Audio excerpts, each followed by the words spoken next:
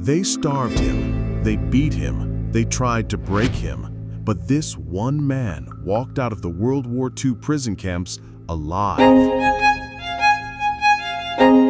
You ever hear a story that just sticks with you? The kind of story that feels so raw, so impossible, that even when you turn it over in your mind 100 times, you still can't quite believe someone lived through it?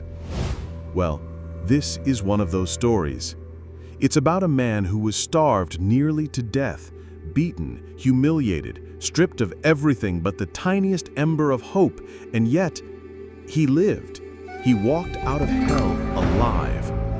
This is the story of a World War II prisoner of war, a man who endured the unendurable inside the camps and somehow, against everything, came out unbroken. Picture this. It's 1942.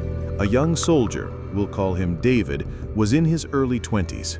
Back home, he'd been just another kid who played baseball in the dirt fields behind his school, who dreamed about marrying his sweetheart after the war. But the world was burning, and like millions of others, David was thrown into the storm. He fought in the Pacific. The jungles were unforgiving, thick air, disease, exhaustion. And then came the moment every soldier dreads: capture. His unit was surrounded, cut off, outnumbered and outgunned. When the enemy soldiers closed in, David felt that icy pit in his stomach. His rifle was empty. There was no miracle coming. They were taken.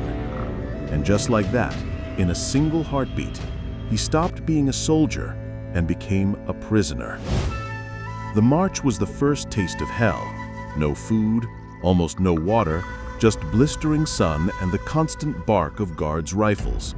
Men stumbled, fell, and if they couldn't get back up, they were left behind, sometimes worse.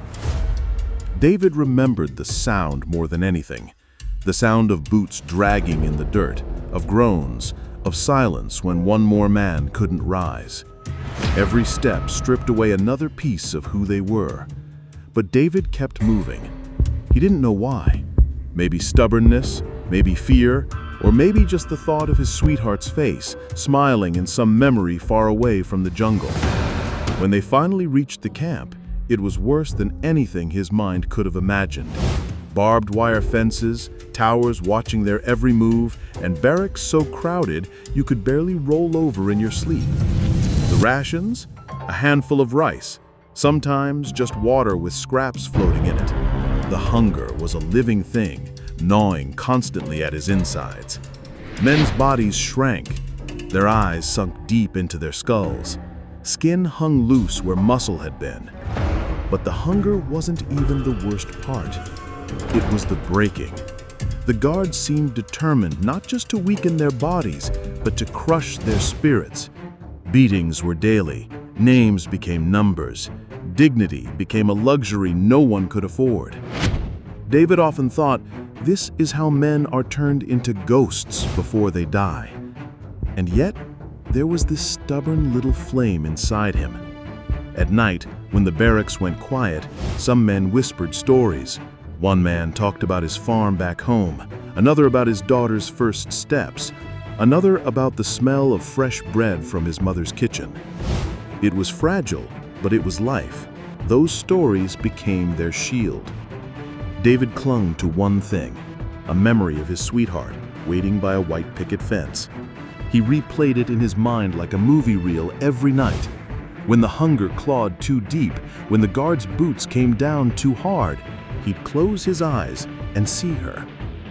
If I make it out, if I can just hold on, I'll see her again. That thought kept him alive. But survival isn't a straight line. One winter, the camp grew colder than usual. The rations shrank even smaller.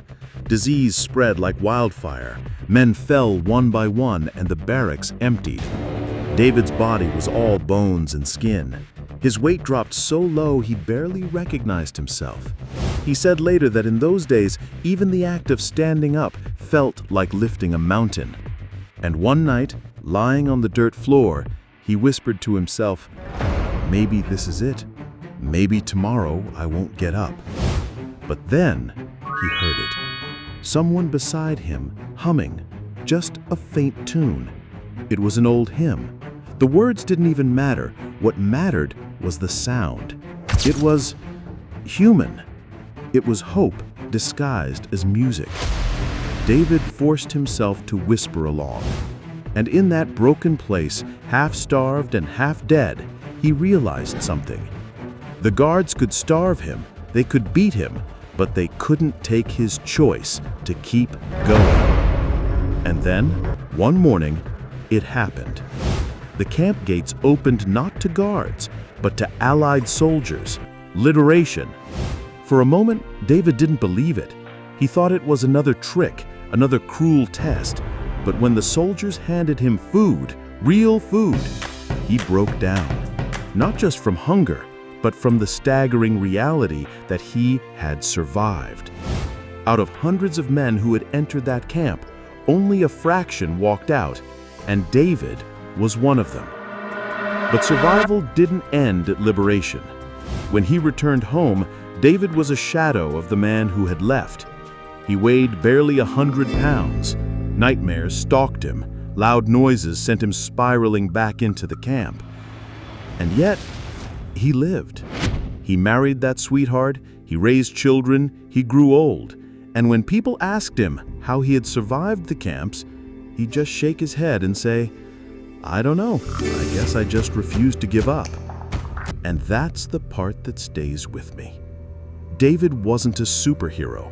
He wasn't some unstoppable force. He was just a man. A man who was starved, beaten, and nearly broken. But he held on to something.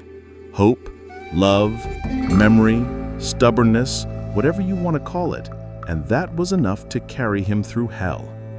So the next time life feels unbearable, when the weight of everything threatens to crush you, remember David. Remember the prisoner who walked out of the camps alive. Because if he could endure that, maybe, just maybe, we can endure what we're facing too. Don't let these stories fade. Click subscribe, smash that like button, and share with a friend who loves survival stories. Welcome to Edge of Nowhere, the place where history's toughest battles are never forgotten.